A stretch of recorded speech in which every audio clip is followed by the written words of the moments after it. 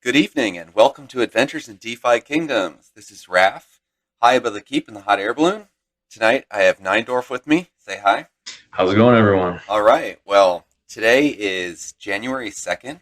It's a very happy new year in DFK. Right now, as we are recording, Jewel is currently at a price of 19, just over $19 a Jewel. Did you ever think that we would get here? This is incredible. I absolutely did not. I can remember starting off, and I think when I first got in, it was about 86 cents or so. And I was thinking if it got to a buck, I was going to be insanely happy. So to see it pushing close to $20 is unreal. Yeah, really wild. All right, well, why don't you take us to question of the day? Yeah, absolutely. I think we've kind of hit on this one a little bit before, but I thought it was worth, now that all the professions are out, it might be worth, re-asking the question. And that is, what's the right number of heroes long term in this game? Gosh, great question here. And I do believe from, probably a total investment standpoint, it's going to get a lot more expensive once you get, above level 10. I think I calculated at one point in time it was $1,500 to get a hero to level 10. I have not done the recent price analysis on what a rune is, but I would imagine that it's still pretty expensive. And so I think probably a number under 10, I would imagine is probably the right number. How about you? Yeah, I mean, so I've kind of been toying with this idea of just keeping, an army of questers, for example, because of the way mining has come out, where you can have six in a party. I've contemplated just going out there and buying the cheapest six miners so that you can kind of keep a couple of shifts of miners running. And even if you don't level those guys up, I mean, they'll still continue to pull you, what, 60 some, maybe 70 gold per quest run if it's a full stamina set. So, I mean, I'm not sure. I think my number was smaller like that, but it might be growing now that I kind of see how these quests are starting to come out. Although, then you got a lot of heroes that you're trying to maintain also, and that can be somewhat challenging too. Yeah, that's a great point. And I guess the distinction that I kind of have in my mind, and I probably answered the question I thought I heard, not the question you asked, and that is, how many are you going to level up, or who would you consider to be your main party? And I think that's something that, I keep getting stuck in RPG terminology. And main party to me is probably maybe even five or six. But in terms of total number of heroes that I have, I agree. A lot like you in that I keep bumping that number up so I can keep the guys busy in the gold mines and in the gardens. That's for sure. Yeah, and that's I think that makes a lot of sense. It's because there's the two ends of the spectrum, right? As many heroes as you can afford, so you can bring in that Right. loot, right? And then on the other end, it's keep your adventure squad that's like maxed out. So I think maybe the answer is really we don't know yet, and we'll have to revisit this in the Yeah, future. I think it's a great one to keep asking us. So thank you for that question. All right, well, let's go to Sure. current projects. We've had the alert system now live, and you continue to make some tweaks and updates. Why don't you tell us about that? Yeah, so we've been running it successfully for a few days now. A day or so ago, I had hit the first alert that I actually acted upon, and then I went out and purchased that hero. So that was really cool. If you go back to one of our first podcasts where we were talking about some of the hidden data that's kind of in the third-party APIs, where you can see those active and passives that are basic, advanced, elite, or transcendent.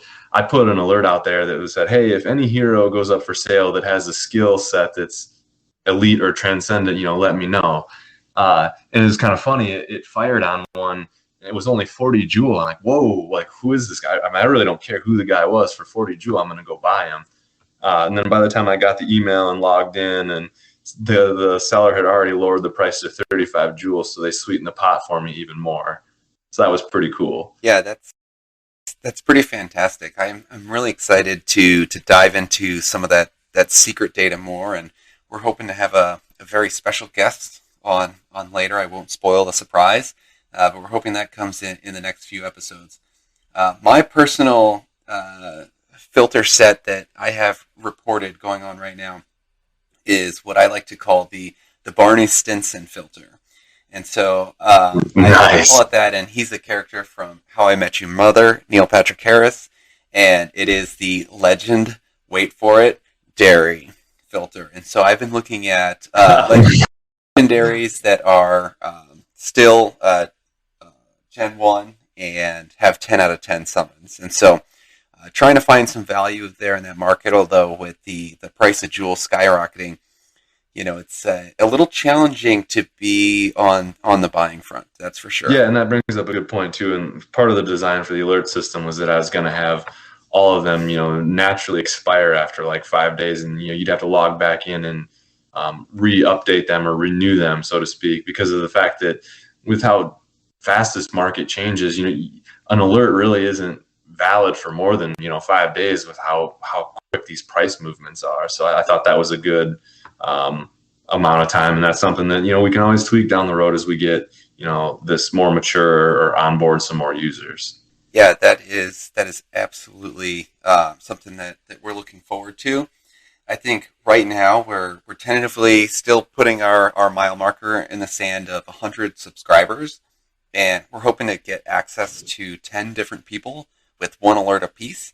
And so something that I think will be pretty cool for the community, and we really hope you can help us out and subscribe to the podcast. We'll be adding up all our subscribers across all the different platforms. I think we're somewhere between 10 and 15 right now, truth be told, and so that's a number we're looking to increase. All right, well, let's go next to the announcements from Frisky Fox. He made those last night. Here, let me shuttle us over to Discord. All right, so he had a giant announcement with lots of literal gems hidden inside here. And it actually took me probably 3 or 4 reads to really digest this all. It came out, last night after I had gone to bed, and then we texted about it this morning, trying to get our bearings straight. I was looking for the Avalanche LP pool and was sending my Jewel all over the place. And again, this is not investment advice, but I really lucked out and was sitting on the Jewel in the bank when the large gains happened this morning. So I'm feeling a little fortunate. So let me run you down these, and you go ahead and give me your feedback after I get through a couple of them. All right, so the first one is airdrops for the X-Jewel holders. As Frisky says, historically this has been their best way to qualify for airdrops, and it seems like something that the devs really like to reward. That I think it gives them a sense of security when they're helping out the underlying financial benefactors. And so they're going to be giving out 600K crystal to X-Jewel holders. In addition to that, also giving away 25 shiny Crystalvale Gen 0 heroes.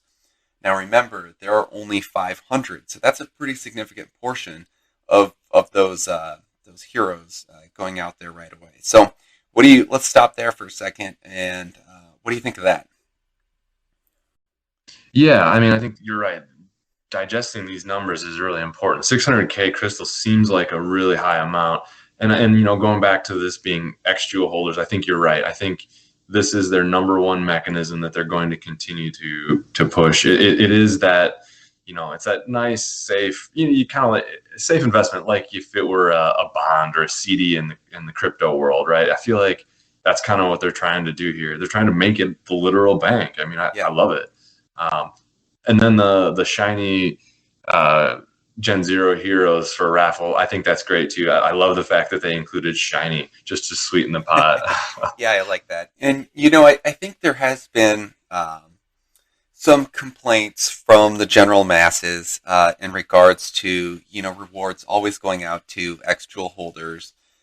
And what I hope people would exercise is a little bit of patience with that, as I really think that it keeps the price very stable by making sure that those people are kind of continuing their investment. And I can guarantee you the entire community is going to be clamoring for more incentivization come July 1st when Jewel starts to get Oh, no unlocked, that's kidding. for sure. All right, well, let's move on to airdrops for hero owners.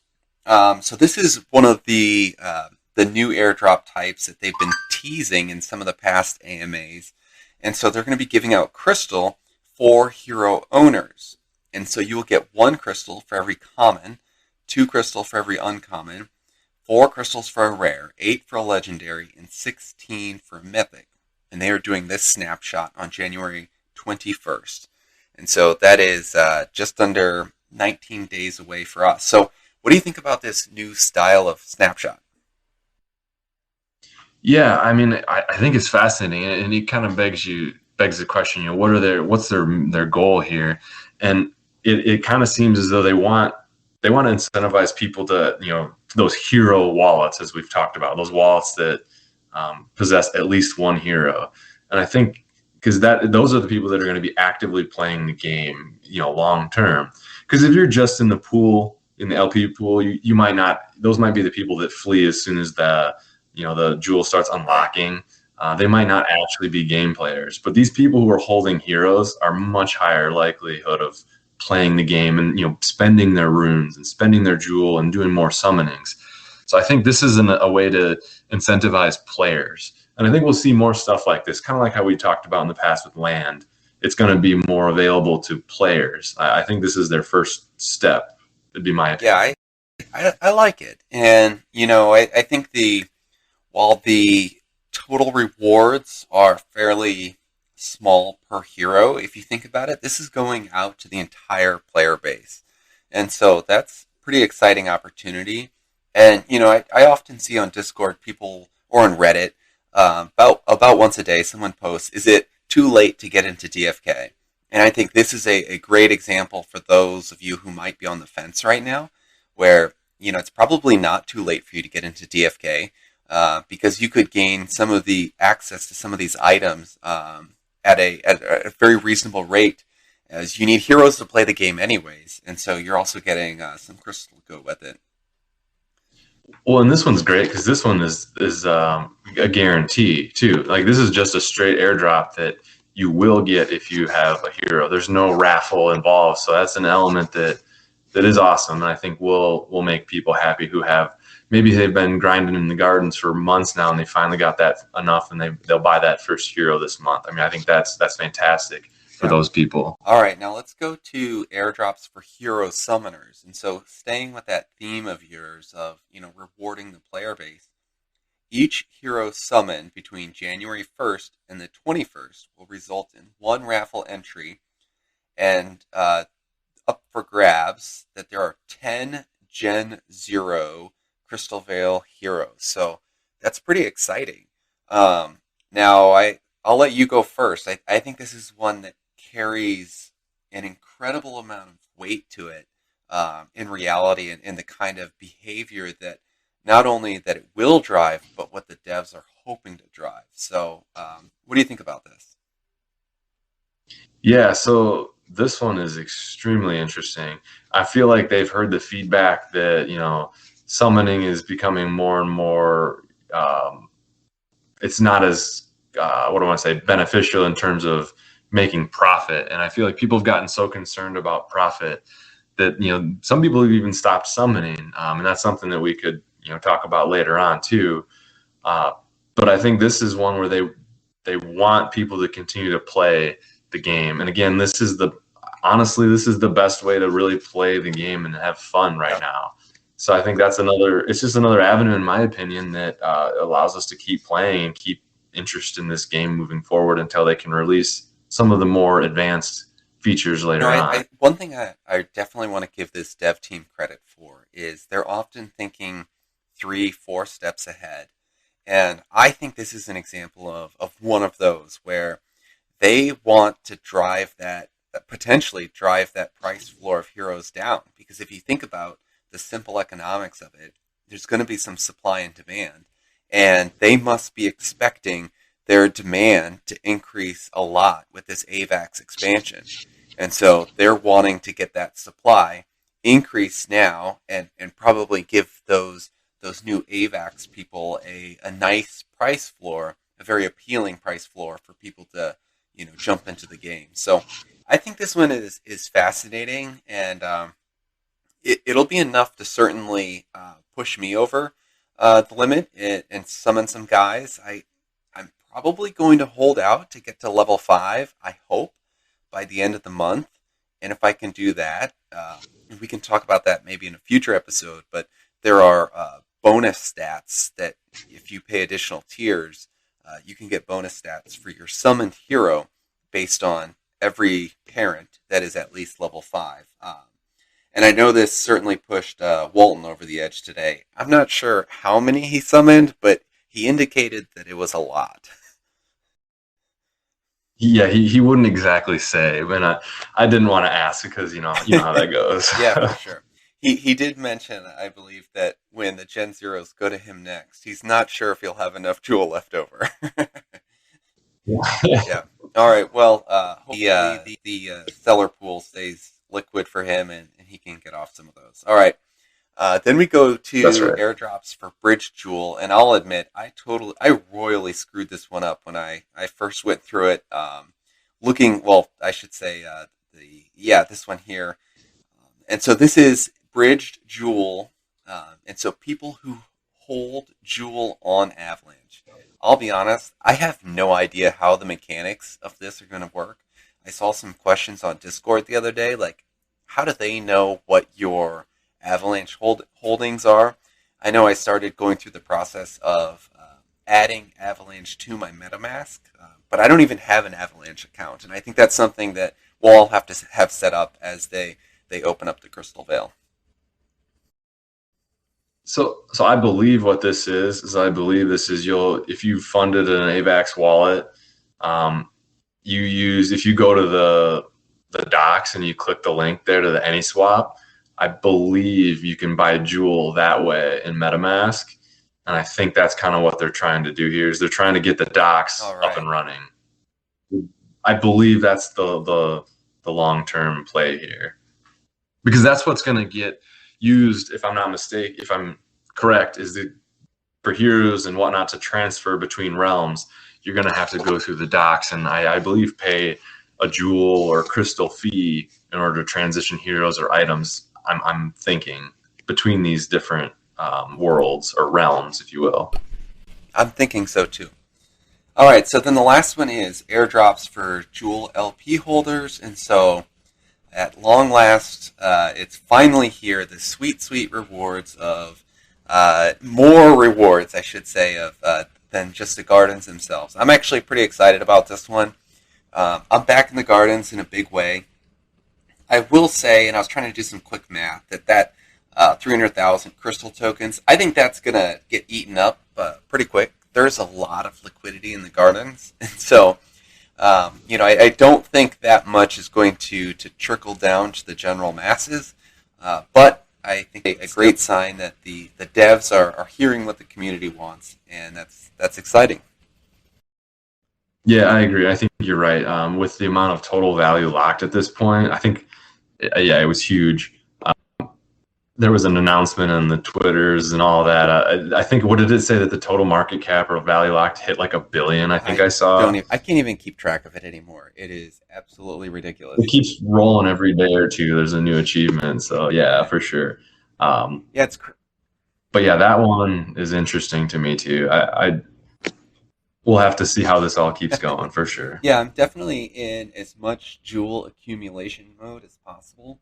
There's a couple really big things happening here in the first quarter of the year with land coming out, and we can't forget about that either.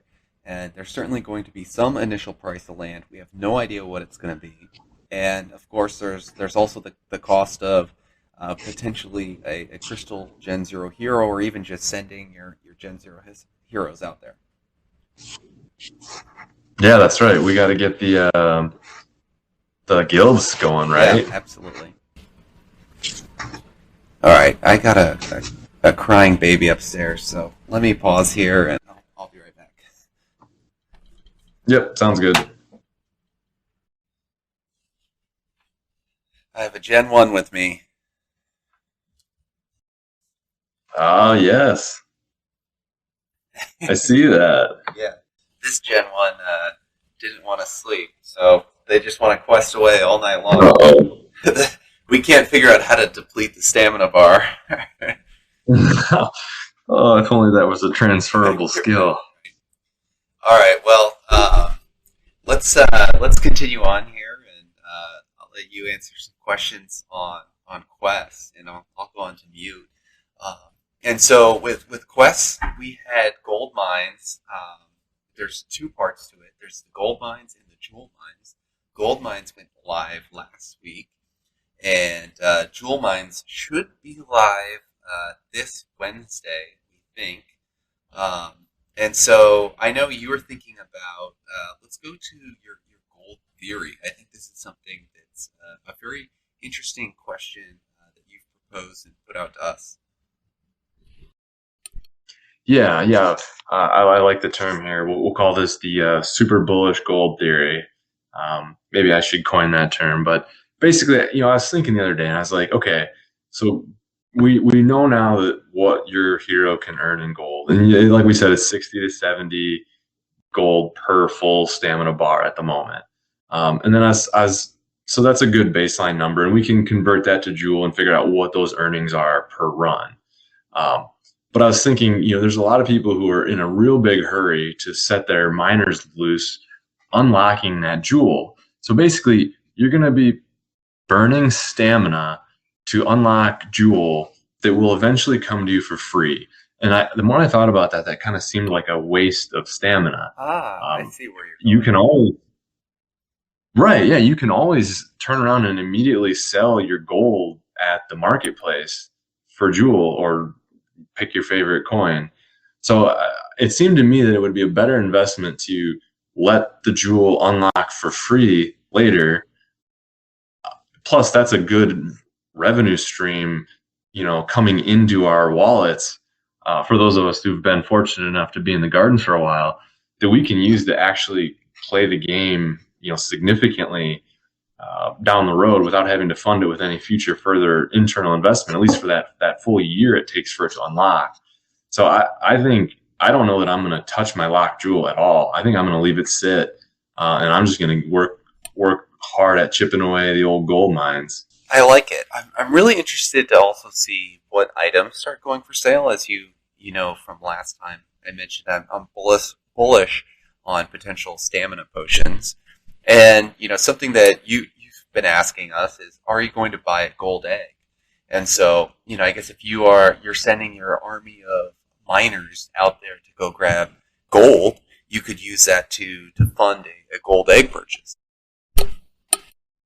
Exactly. Yeah, I think I'm a ways away yet. I think I only have like 12K gold or something, and it takes 50K to purchase that gold egg.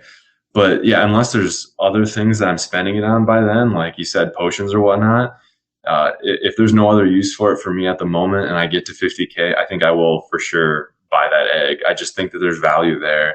And we don't really know yet what the different colors are going to be or what the bonuses or benefits are going to be.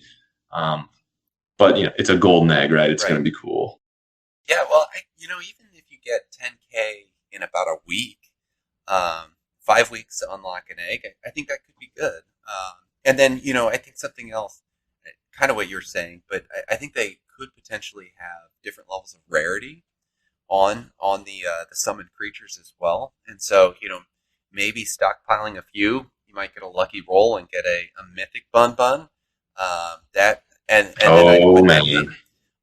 But there really are some cool creatures out there. So I am looking forward to those a lot. Yeah, and I think it is worth noting too that that a lot of that strategy does depend on, like I said, that conversion rate from gold to Joule.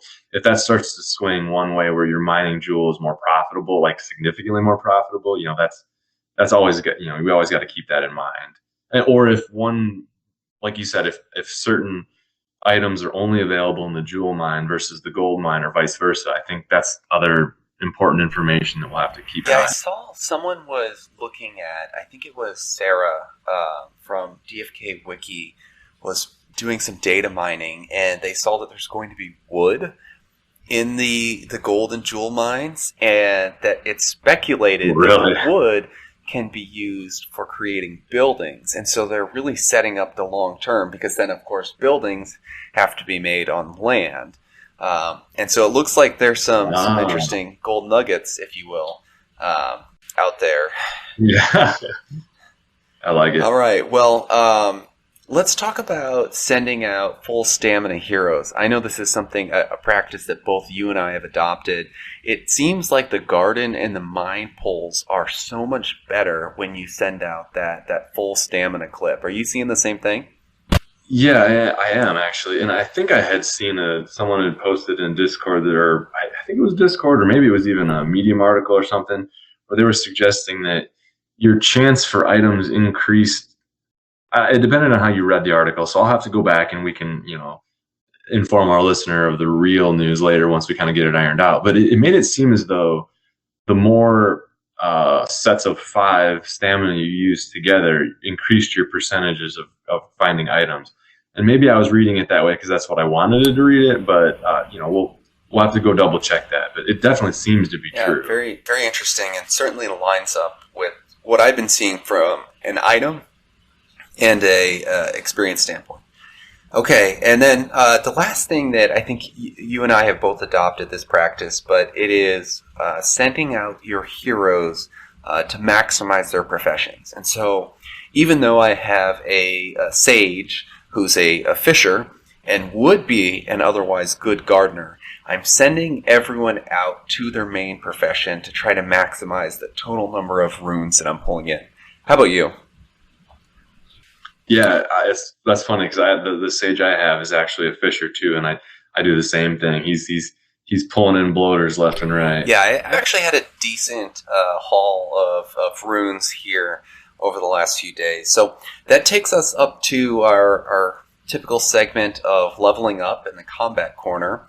And so, right now my strategy, and we talked about this a little bit with the question of the day, is leveling up a ton of people. I'm using it as hopefully a differentiation tool when I go to sell some of my heroes later. And I'm definitely leveling up more than what I would consider to be my core party. And thankfully, I've been pulling in enough runes to start to fund that. Now, I don't have any level 4s yet. And I have a feeling that it's going to get a lot more expensive here in a hurry. How about you? Yeah, same thing, honestly, especially as it's getting harder to sell heroes. I think you do have to distinguish them a little bit. So the common ninja I've been trying to sell forever, her name is Loretta Low Spirit. She must have a drinking problem or something. But anyway, I finally decided to level her to level 2. I'm thinking maybe that'll help get that hero moving off. Maybe it'll pick up her spirits.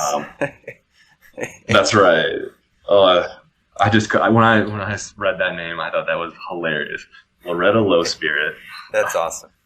All right, now, with New Year's just yesterday, we of course need to do our DFK New Year's resolution. So I have 2 things that one thing I'm going to start doing, and one thing that I'm going to stop doing, and I'll ask the same for you. So first, my start, and then maybe we'll go to your start next. I'm planning on keeping a larger portion of my savings in USD in the gardens. And, I would say I'm fortunate enough that, the money that I've currently built up in my personal life, I don't have it all invested inside DFK. And so I actually, during the first surge of Jewel getting to $10, I was so excited to get the money out of the game.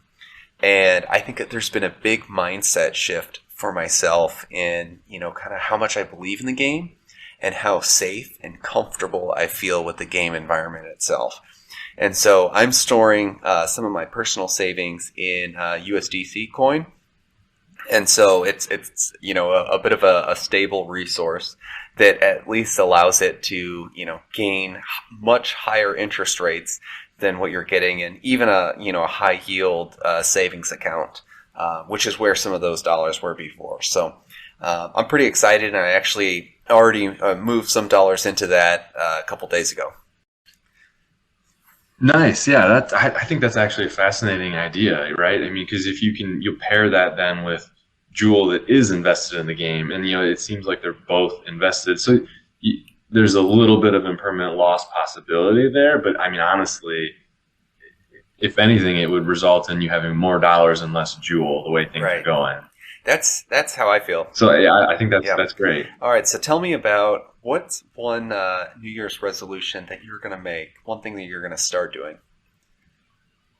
Yeah, so mine is kind of in a similar vein, but it's basically that I kind of come to the realization that I probably should not continue to reinvest the earnings in this game back into the game forever.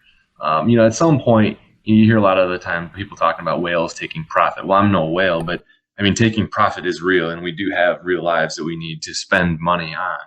So my New Year's resolution to start, I think, has got to be that I need to find a way to siphon a little bit of profit out. And the way I thought of doing that was, since we have these turns with our Gen Zeros, pretty repeatedly, it's almost like paydays, right? Like every 18 days or something. I think I'm going to take a portion of all hero sales and move it similarly, now that I've read or heard your start, to USDC. Maybe it's like 10% of all hero sales I pull out into US dollar stablecoin. Yeah, I like it. And I think that's my current plan, at least, as a way to, reward myself for the gains that are happening in game. Yeah, and the APRs on the USDC are still pretty high right now. Now, of course, the garden pool incentivization is going to dry up. I believe that's scheduled at the same time as when Jewel starts to unlock. But that's still pretty exciting. And yeah, like I said earlier, you're going to earn more than you would on a high interest savings account. So that's an exciting way to take some out. And I think you're spot on, and I think we both share this in that, I don't want to play the game forever, and we certainly have, real life needs too. And so I think these are two really good tips for our listeners to try to make 2022 as profitable as possible. All right, so now let's go to something that I'm stopping doing, and it's going to be hard to do with Frisky Fox's recent announcement, but I'm going to try to stop impulse summoning. There were several times where I just kind of got caught up in the moment, really excited with, a video I saw or a text chain that we had, or someone else had a great pull, and it had me thinking, why can't I do this too? And, kind of to your point of, I want to be a lot more, I guess, detail oriented about this investment. And as the price of Jewel is going up, which is fantastic, I'm trying to be really mindful of making sure that I'm using that value calculator that I talked about, back in episode 1 and 2, and trying to make sure that I'm summoning only the heroes that are going to add either value to my strategy in playing the game or my strategy in earning Jewel from the game. Yeah, I think that's a great one. I think the key word there is to stop impulse summoning, right? Because, there's still going to be summoning, but you want it to be more planned and executed summoning. And I think that's something that I also probably will steal from you a little bit, in the sense that, when it's my turn with the Gen Zeros and I probably will continue to rent, another person's Gen Zeros so that I'll get 4 new heroes every turn. If any of those 4 heroes or all of them don't meet the criteria for my strategy moving forward, I think I need to just sell them all at current price. Just like you said, otherwise, if I keep them for too long, the urge to summon it's there and it's real, and you fall victim to it. So I think that's another fantastic one. And that kind of takes us up to yours of what you're going to stop doing as well, getting sentimental about heroes, right? Yeah, exactly. Some of those heroes that I've had for a couple months now, you bought a while back, and you start to you almost look forward to their quest hauls every time, because you're like, oh, I wonder what hero X brought this time. You can't really do that. This is an investment. I mean, there are some, if you've got that mythic that you summon that you plan to hold on long term, I think that's a safe one to kind of get a little sentimental for. But for example, I had a rare warrior that I bought, I don't know, 2 months, 3 months ago. I had probably 2 months ago for, at the time, it seemed like a lot. It was like almost 200 jewel. And then I finally just sold him last night for like 72. And I was like, whoa, how did I do that? And then I got looking and I went back to the like CoinGecko's price tracker for jewel.